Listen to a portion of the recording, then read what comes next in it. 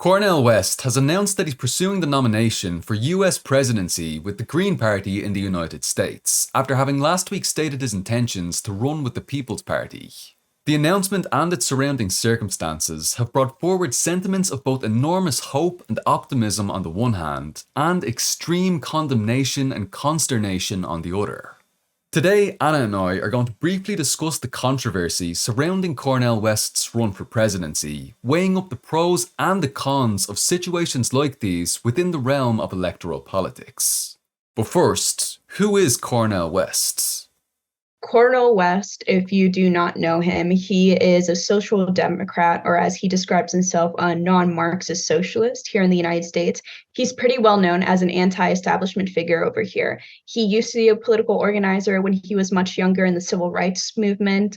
Now he's a writer, he's a commentator. He used to be a professor at Harvard, and he appears in a bunch of news outlets and other kind of like progressive media all the time. He hosts the Tightrope podcast, and he's written books like Race Matters and Democracy Matters.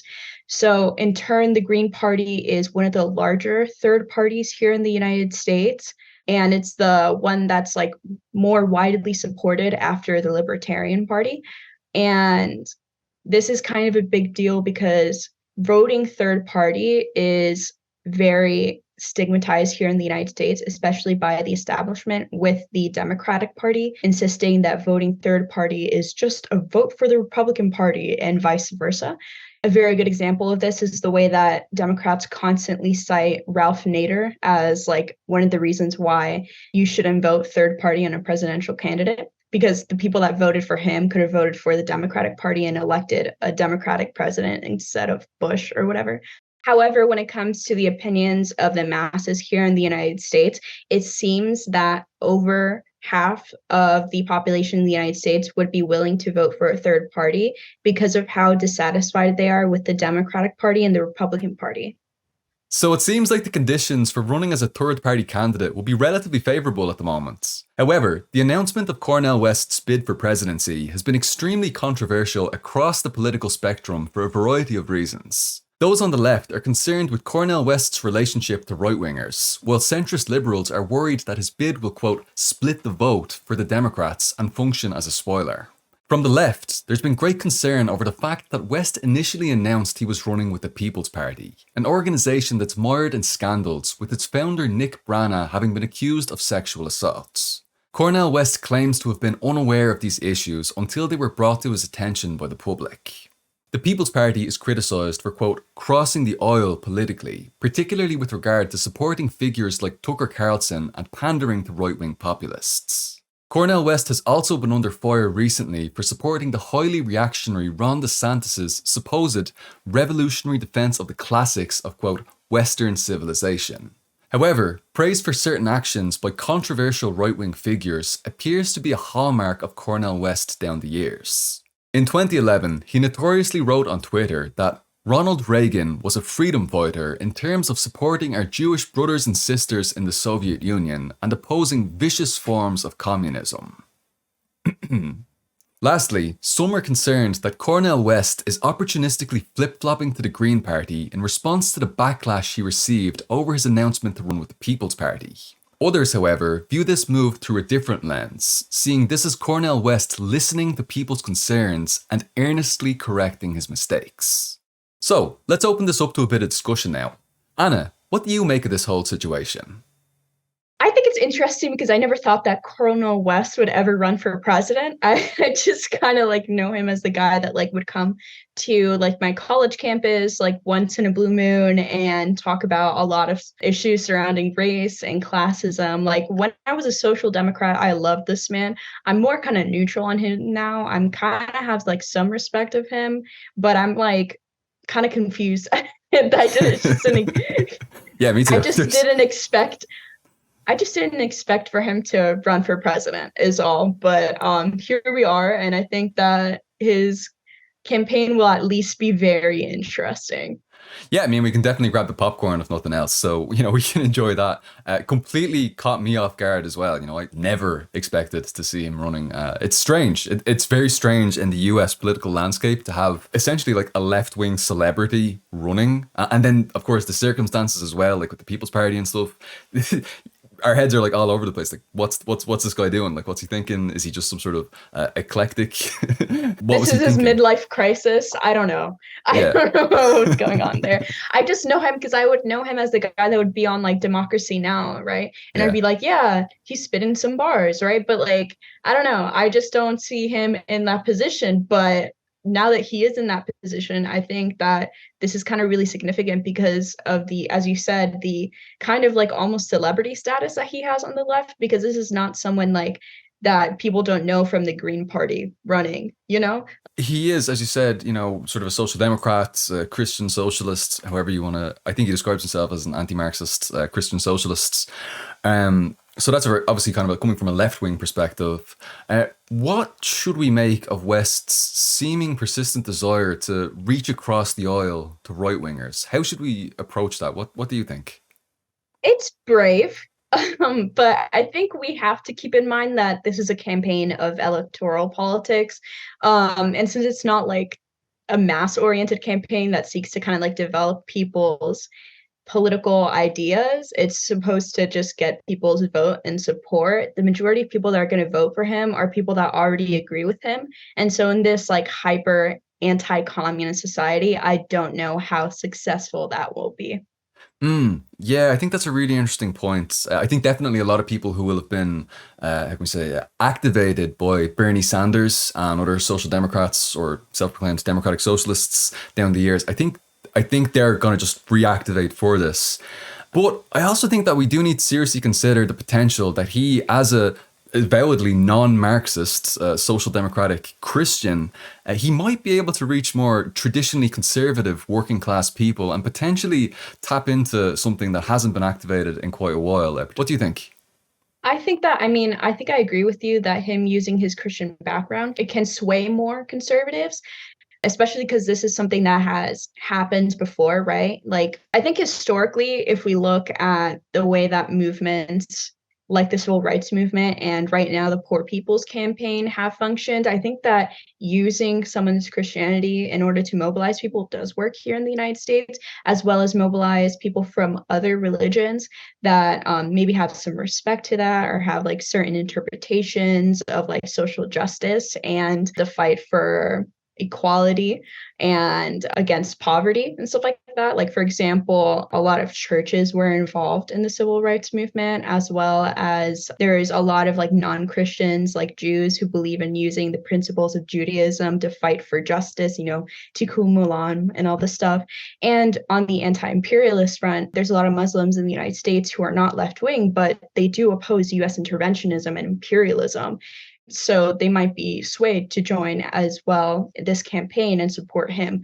I also think some of his anti-imperialist and anti-establishment positions can speak to a chunk of the right-wing proletariat here in the United States and help sway them away from reaction. But overall, I think it'll ultimately fail. While yes, these points of his Christian liberation kind of like tactics and stuff like that being something that has worked in the past. Anyone who opposes the racial hierarchy of white supremacy in the United States, especially a Black person who identifies as a socialist, like Cornel West, is going to be ostracized and someone that the American right wing is going to be violently opposed to, right? We know that fear mongering against Black radicalism or the Black community as a whole still does carry American presidential elections, both the Republican and Democratic Party. So this is like bipartisan across lines. And the American right, especially like the white members of the American right, are characteristically anti-communist and anti-Black. So I don't know how well that's going to work out. Yeah, that's a really important perspective. I think a lot of people are saying that, well, there were all of these people who would have voted for Bernie Sanders if he had gotten the Democratic nomination. But because it wasn't Bernie Sanders, they didn't want to vote for Biden, so they voted for Trump. And so I think there's certain people who want to tap into that, but they're maybe not taking in the racial dimensions into account when they're having this conversation. Cornel West is very open about attacking white supremacy. It's front and center to his conversations. And I'd say that in many ways he would actually be maybe a step or two to the left of Bernie Sanders, particularly with regard to national oppression. Yeah. Mm. And I think that that's a good thing. Like, I don't want to say that like that's a bad thing. And him like reaching, not being able to appeal to proletarians that have reactionary views is a bad thing, right? Like his ideology on that, especially on national liberation and anti-imperialism, those are objectively good things, right? The only thing is that, as I said, it's not a mass-oriented campaign. It's not trying to teach people to not be racist or like be against white supremacy or be against capitalism. So ultimately, like he's not going to swing or change the mind of people who already have these ideas and these opinions. Maybe. I think there is the possibility that he'll take the Christian angle and, all men are equal in the eyes of God, these kinds of approaches. I think there might be ways of him making bridges in that regard. And, you can really see him going out and trying to reach across the aisle. You can see him on Tucker Carlson very openly talking about these things. He's not sugarcoating what he's saying. He's not downplaying it. He's openly attacking white supremacy. He's calling Trump and neo-fascists. He's talking about trans liberation. He's not watering down his rhetoric to the right. But I wonder how that's going to develop over the course of the campaign. As we know, we've seen him make a massive jump already from the People's Party to the Green Party. So I think that there might be some hope that he could potentially try and bridge some of those differences with his Christianity. And of course, we can have our criticisms of Christianity or religion or whatever it might be, all religion if you want to go that far from the lefts. But yeah, just thinking like strategically, can he actually get people over to that same kind of momentum, that kind of movement and enthusiasm and excitement that was there for Bernie Sanders? I don't know. I don't know if he can, because what I'm seeing is a much more radical message than what Bernie Sanders was putting forward. Bernie Sanders was putting forward what some people might describe as social imperialism, like socialism in words, imperialism in deeds. What we might mean by that would be that all of the benefits that are brought forward through Bernie's measures would have been at the expense of the people in the third world. Social democracy bolstered by super exploitation of the global south, as some people might say. Cornel West is taking a very different approach. He's talking about going to the head of the empire to dismantle the empire. He's talking directly to the oppressed nations outside of the territory of the US and inside the territory of the US. And I don't know how appealing that's going to be for this white working class that keeps being talked about. And I think that the main question is, will he need to sacrifice these internationalist principles that he's currently espousing in order to get this broad support or not? Will he be actually able to maintain some semblance of principles moving forward? It'll be interesting to see. I'm not sure, but let's see. Hopefully he doesn't. I think that he has really good positions. And as you said, they're way better than Bernie Sanders' positions. And Marxists are not. I think that he does have a wider appeal in some like areas than Bernie Sanders did, because he doesn't water down his politics. And I think that the proletariat, across like all lines might be able to like see that more, because Bernie Sanders can talk all this stuff about being for like free Medicare and all, and free healthcare and free housing and stuff like that. But Cornel West is the one that's actually like calling out the empire, calling out the Democratic Party, calling out the Republican Party, which is something that the American proletariat, as it seems, largely feels right now, because they don't even want to vote for them anymore, right? And the establishment knows this, both the GOP and the DNC. They know that people don't want to vote for them. So they resort to these politics during election times of, if you don't vote for me, I'm the lesser of two evils. The other evil is going to come, right? And that's really a reflection of that people don't want to vote for these people. They feel forced to vote for these people. So maybe having someone as a third option might be something, and someone that is as unapologetic about his politics as Cornel West might actually influence, the American proletariat and the American people in general to vote for him. But again, like when you have someone calling themselves a socialist here in the United States, the establishment will fight back hard against you. Agreed. We saw what happened with people like Jeremy Corbyn. They just got absolutely demonized. So, or COINTELPRO, So, let's see how as things go on that. So, we've given some of our opening thoughts to this. What do you think, if any, are the positives? We're looking at the pros now of Cornel West running for president.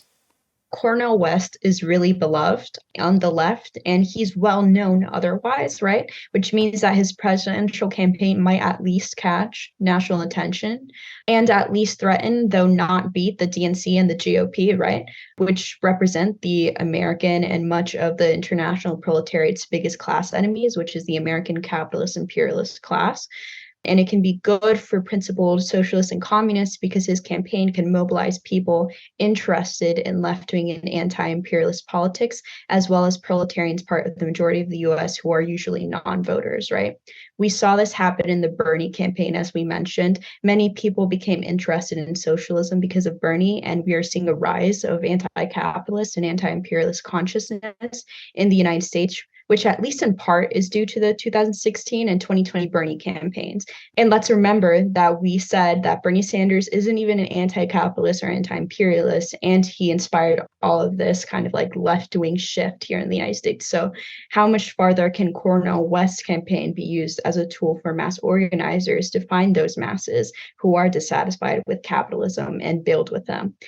NFIN chapters, for example, have done this in the past. Across the US, we were able to gain some more members and reach more intermediate and advanced massa who were being mobilized against Bongbong Marcos and then frustrated and angry at the result of the election. So we know we can have more people join our movement by being active in coalitions against the current ruling class with people from these opposing electoral campaigns, right? So finally, I would say Cornel West's campaign speaks directly to much of the plight of all proletarians in America in the way that the DNC and the GOP never will, but puts an important focus on the suffering of the Black proletariat, which in turn has given this historically revolutionary portion of the American proletariat yet another reason to mobilize against the US government. This is more anecdotal, but based on Sika that I have gathered from just talking to people like in the Washington, D.C., Baltimore area, my coworkers, my friends, fellow organizers, whatnot, there's a lot of people that are actually really excited about Cornel West running. He's a well-known member of the Black community in the United States, and they've been let down so much by the Democratic Party and needless to say, the Republican Party as well. So they feel a new hope in a third option that cares about the issues of their community. And while, once again, he's not a Marxist, right? He does talk about socialism in a positive light while doing so, but while advocating for his community, while advocating for the proletarian community, for refugees, for the rights of women, LGBTQ people, especially like trans liberation right now in the face of all this anti-trans legislation. So that might actually be able to influence people to be more trusting of socialism or like more curious of socialism. So I think those are definitely the biggest positive points. Yeah, I think they were really, really good and useful and interesting points that you made, specifically with regard to honing in on Black national oppression in the US. As MLMs, our position is that the greatest conflict in the world is between imperialism and the oppressed nations. And we would see the Black nation in the United States territory as being one of those oppressed nations. And of course, we had Obama. You had Obama beforehand, but he wasn't tapping into this national liberation sentiment in the same way that Cornel West is. This is something a little bit different, and it seems to be, from what I can see, that there's a lot of excitement coming from the oppressed nations in this regard. And we have to keep in mind that even for the Obama campaign, there's a lot of people that were part of the Black community, that were part of like more working class communities, marginalized communities that were mobilized to vote for him specifically because they wanted to see someone in power that they felt at that time. Obama was seen as very progressive, that they felt represented their needs, right? So there is a hope that like at least a lot of people will be mobilized for Cornel West, whether or not he will win. And unfortunately, because this is a two-party bureaucracy, he probably won't. But still, this can be really good for mobilizing people. I would agree with that. I don't think anyone should have any illusions that he's actually going to become the president. I just think that that is a snowball's hope in hell of actually happening. It's just not going to happen. But we do need to take seriously the opportunity that those of us on the left might have now to mobilize people, to agitate, educate, and organize people using this momentum. I mean, we're seeing conversations happen in mass media outlets that just haven't been happening for many, many years, if they've ever even happened. He's been talking about all kinds of things. He's been talking about disbanding NATO, ending the war in Ukraine, but specifically saying let's disband NATO. That's not happening. He opposes AFRICOM. He talks explicitly about dismantling the U.S. empire from its head. That's one of the slogans I suppose he's running on at the moment. He's going to get into the head of the empire to dismantle the empire. He's constantly talking about workers' rights. He's talking about the labor movements. He's emphasizing internationalism, which I think is it's great. It's great to hear. Of course, as you said, he's not a Marxist. He's not going to bring about socialism in the way that we would understand it. But it is still encouraging to see something that aligns with the kinds of values that we would have as Marxists, And with that internationalism, he shows solidarity with Palestine and the BDS movement. Bernie didn't. Bernie didn't support BDS at all. So that was a real black spot on Bernie's books. But this is what Cornel is doing. He's uplifting the struggles for national liberation within U.S. territory of Black and Indigenous peoples, I should say, and also without the U.S. All over the world. So that's very, very interesting to me. He's getting out there and he's openly criticizing white supremacy, patriarchy, capitalism. He's supporting trans liberation. He's supporting access to abortion. He supports movements like Stop Cop City. And what I think is particularly interesting, we were talking about Black national oppression. He's going beyond a narrow identity politic understanding of these things. He's challenging all capitalists. I think that this is very interesting. In his words, he was complaining about the Black bourgeoisie in the United States and other imperialist countries, as well as comprador bourgeoisies in Africa itself. So the anti-capitalism that he's presenting is not just narrow in its focus, and the kind of liberation that he's promoting is not just a identity opportunism that we would criticize. So this may actually help to open up some more space for radical voices to put forward our messages and helping to highlight how socialism rather than social democracy is the only way to truly solve all of these issues, and that's the way I think that this should be seen, as a stepping stone for people, just a step to help elevate us for a moment, a little step that we can step up on and shout and say, hey, here's the solution, and but it is nice to see that with some social democrats, they're essentially welfare capitalists. They just want a stronger welfare state. That's it. That's all they want in their particular state. They don't care about what's going on outside of their borders. No, that's not happening with Cornel West. He actually shares a lot of the same values that we would have. Yeah, something significant about his politics is that they are unlike the politics of the Democratic and Republican Party.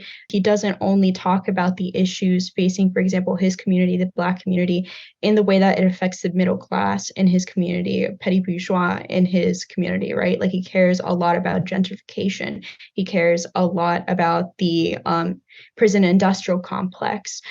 He cares a lot about the working classes and what they're facing here right now in this present time in the United States, which is crippling healthcare costs, housing markets going haywire and going insane, at least like in the area that I live in, for example. That's one of the things that he always emphasizes. First and foremost, he says you start with the most oppressed, what we would say is like the deepest masses. He's got his own way, his own vocabulary of approaching these things.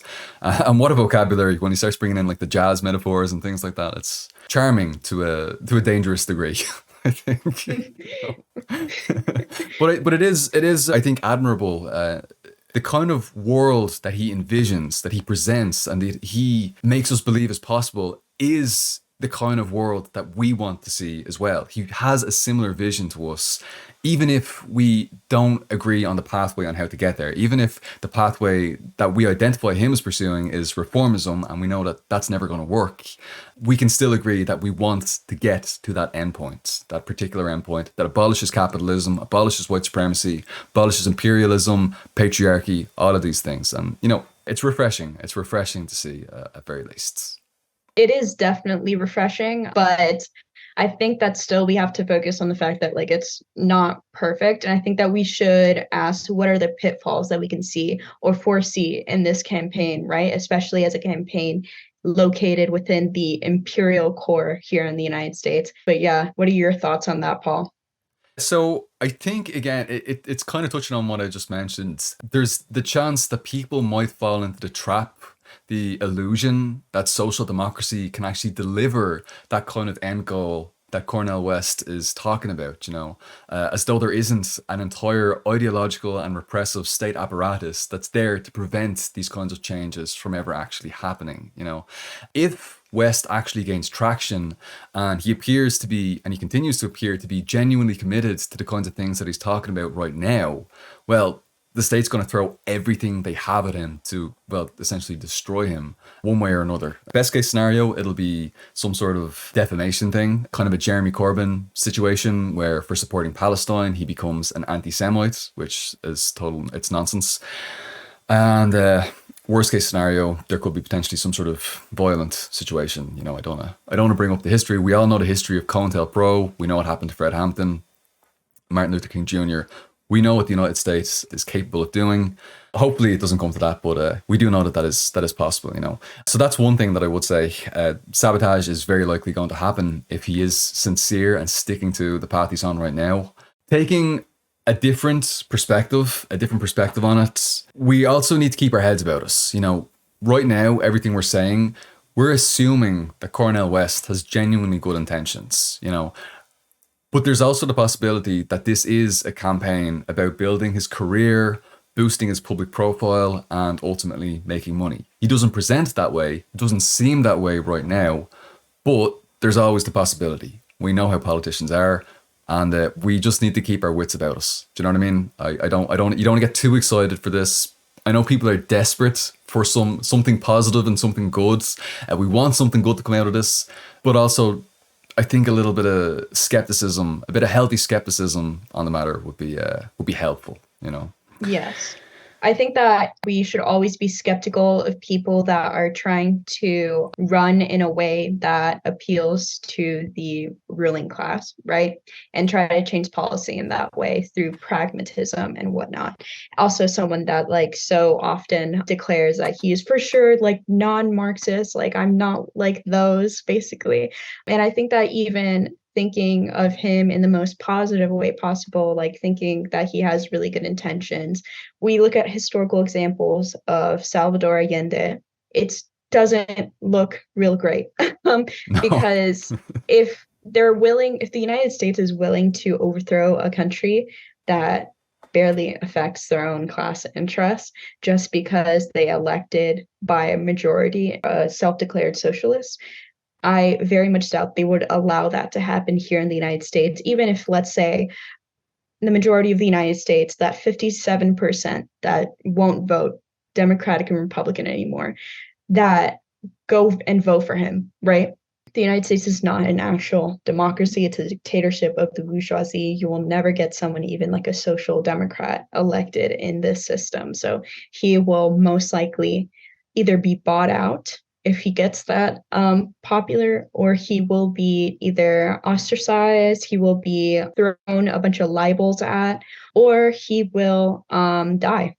Like that's just the truth, Yeah. unfortunately, right? But once again, we will have to see what happens this time. Yeah. Yeah. No, this time it'll work. This time social democracy will work. This time, got a good feeling about this time. Yeah, I just think that bringing up Allende as well is particularly poignant, seeing as though, that's what they did in Latin America. Do you think that they're going to let this happen at home? Mm.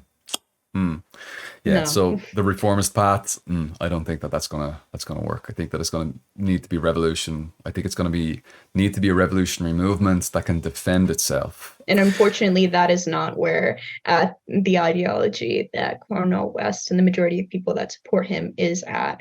So, I mean, that's also a matter of it's not exactly even the fault of Cornel West at this point, right? Like, we do have to, as Marxists, be mass organizers, right?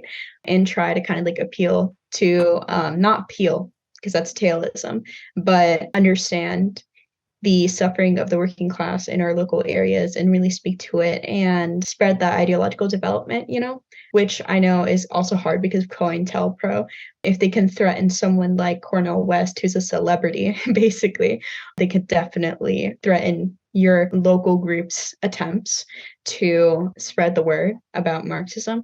But I do think that this is kind of reflecting on the fact that, like, we do, as Marxists, need to be more on the ground because if this is the most radical voice right now in America, then we kind of have to step it up. Yep. Yeah, no, I would agree with that. One thing that, you mentioned was ideology. And there's one thing that really bothers me about this campaign. It's a small thing. People are going to roll their eyes when I say this, but he keeps on talking about the professional managerial class. That's not a thing. That doesn't exist. That doesn't exist. It's not a real thing. We can talk about a higher stratum that exists within the proletariat, that it exists within the working class. We can talk about white collar workers. We can talk about these sorts of things. That's fine. But it's not a class. And when you say it's a class, you're confusing the class struggle because that's what socialism is about. Socialism is about class struggle. And when you start talking about things like the political class, the professional managerial class, the barista class, a class for everything and their dog, just different classes, then it's impossible to build the kind of solidarity that's necessary in order to overthrow the bourgeoisie. It is a serious issue. If you think that like doctors and professors are a professional managerial class, and you want to abolish class society, you want to engage in class struggle, how's that going to work when you have a socialist society? How's that going to work? You're abolishing your class enemies. Do you not need doctors anymore? Yeah. have you cured all ills, all health ills, magically through your proletarian revolution, or very specific subset of the proletarian? I don't know what the game is here. But I genuinely think that this concept of the professional managerial class has been used to confuse and distort class struggle throughout the years. So I think that it's very misguided that he's using this term, and anybody who is using the term, I think, is deeply misguided at best and potentially sowing confusion at worst. So that is something that I would definitely take issue with.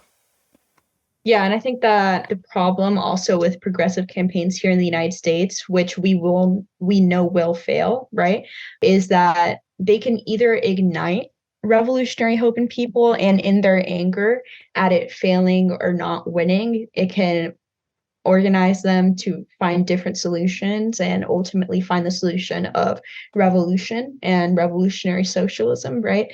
Or what it can do is create a very cynical group of people that no longer want to be involved in politics because they no longer believe that they can exercise any kind of change in this world because they haven't been exposed to the fact that socialism is not something that Mr. Cornel West is describing accurately, right? Socialism seeks to establish a dictatorship of the proletariat. And so, if they believe that the only way to achieve their desired society, their desired socialism that they went out and campaigned for Cornel West to achieve, can only be achieved through electoralism, then they will stop believing in socialism, right? So I think that that's definitely something that we need to keep in mind.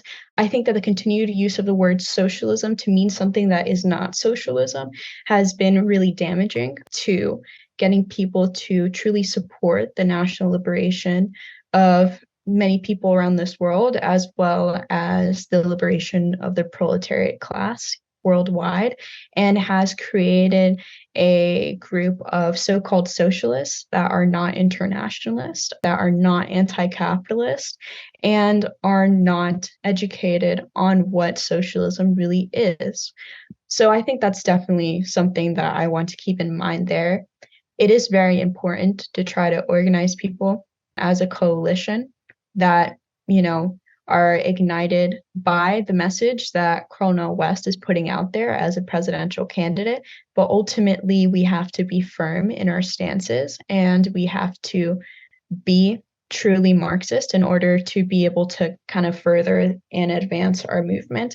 And if these, people that are motivated by his campaign ultimately don't want to have, any actual kind of like revolutionary change, they want to have a reformist change, then it can be a lost cause for us to a coalition up with them.